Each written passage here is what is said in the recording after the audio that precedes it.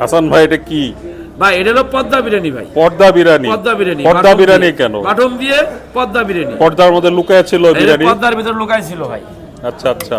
আচ্ছা এটা কথা কই আপনারা শুনেন। হ্যাঁ। জীবনে তো আপনি বহুত ভিডিও করছেন। না। এই পদ্মা বিরিয়ানির ভিডিও কি কোন সময় করছেন ভাই? এই প্রথম।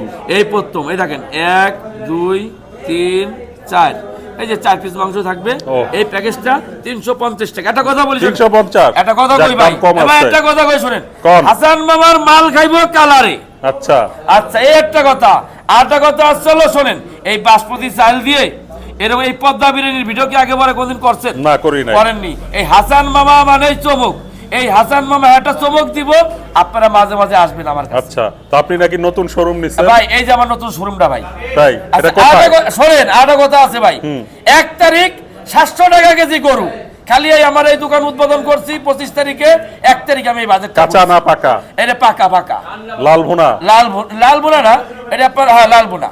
আচ্ছা ঠিক এই আছে। ওই আপনার ওই ওইটা বেচবো 700 টাকা। তো দর্শক, হাসান মামার নতুন দোকান হলো বিআরটিএ, যেটা মিরপুর 10 সেখানে অবস্থিত। তো অ্যাড্রেসটা একটু বলে দেন।